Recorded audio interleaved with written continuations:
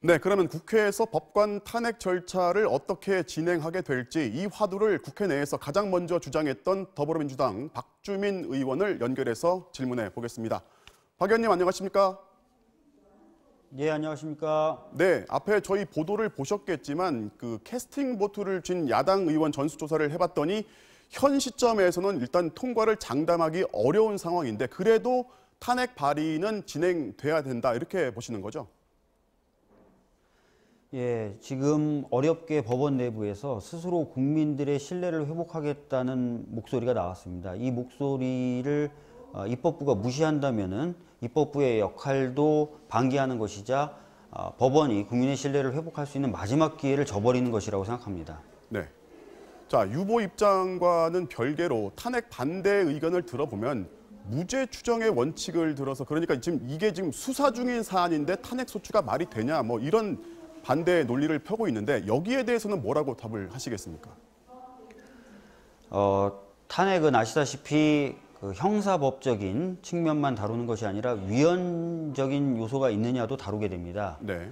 무죄 추정의 원칙은 형사법적인 측면에서 적용되는 원칙이기 때문에 위헌 여부를 다투는 부분에는 적용되지가 않습니다. 어제 전국 법관대표 회의에서도 그 점을 명확하게 했습니다.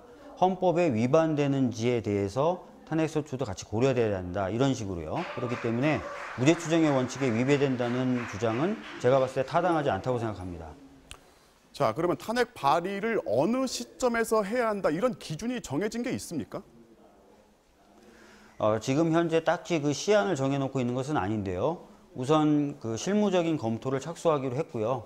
그리고 방금 보도에서 보신 것처럼 야당에 대한 설득도 필요합니다. 그래서 그렇죠. 이 두 가지 작업을 진행해서 최대한 빨리 하자 이 정도로만 지금 시한을 생각하고 있는 상태입니다.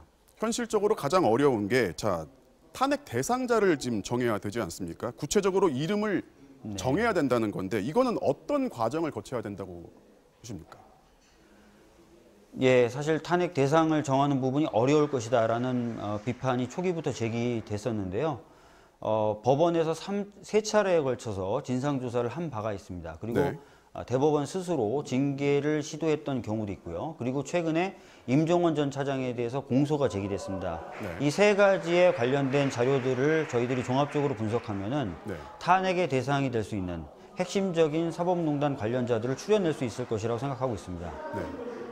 그 어제 판사회의 결의문에 나온 정확한 표현을 보면요. 이렇습니다. 징계 절차 외에 탄핵 소추 절차까지 함께 검토돼야 한다. 이렇게 되어 있는데 여기 보면 여기에 맞습니다. 어느 정도 탄핵 대상을 규정했다고 봐도 되지 않나 싶거든요. 지금 앞서 의원님이 언급하셨지만은 대법원이 이미 징계 대상으로 네. 정했던 판사들이 13명이 있지 않습니까? 네, 맞습니다. 그리고 두 가지 기준을 정했어요. 어제 네. 발표하면서.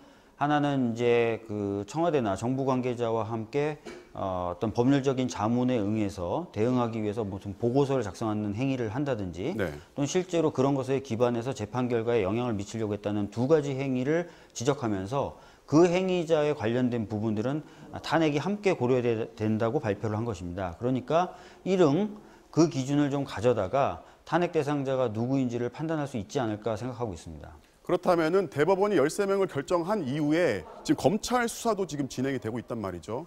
이름들이 더 나올 수가 네, 있어요. 맞습니다. 네. 네. 그래서 저희가 아까도 말씀드렸던 것처럼 13명의 그 탄핵 요구자들, 그 징계 요구자뿐만 아니라 임종원 전 차장의 공소장에 대한 분석도 같이 말씀드렸던 것입니다. 네. 임종원 전 차장의 공소장에는 굉장히 많은 법관들이 거론되고 있거든요. 네. 그래서 그 법관들에 대해서 좀 더 면밀하게 살펴보면은 네. 아무래도 징계를 시도했던 13명보다는 좀 늘어날 수 있지 않을까 그렇게 보고 있습니다. 근데 그 이름을 막연한 판단 기준으로다가 넣을 수도 없고 일단은 다 묶어서 한 다음에 헌재에서 개별적으로 판단하라가 좀 무책임해 보일 수도 있거든요. 그 이름 하나 추리는 것에서 상당한 공을 좀 들여야 될 필요가 있을 것 같아요. 네, 맞습니다. 저희들이 이제 무작정 그 범위를 넓힐 수도 없고요. 네. 또 그렇다고 해서 굉장히 좁게 봐서 대부분의 사람들이 탄핵 대상이 되지 않는 그런 상황도 피해야 됩니다. 그래서 관련된 자료들을 면밀히 검토하는 작업이 필요하고요.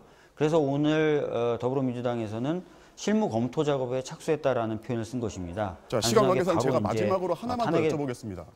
네. 지금 여상규 네. 법사위원장이 지금 한국당 소속인데 이분이 이제 판사 출신이면서 한국당 소속이잖아요. 사법농단 자체를 인정하지 네. 않는단 말이죠. 이분이 탄핵이 맞습니다. 통과가 되더라도 헌재에 가면 이분이 검사 역할을 해야 되는데 자칫 지금 보면은 변호사 역할을 할 가능성이 있습니다. 어떻게 보십니까?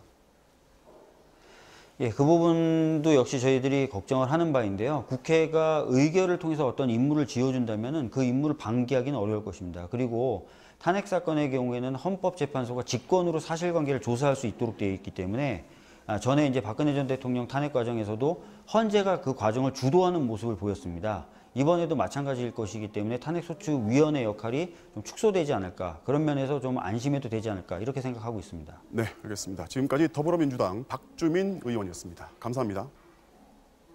네.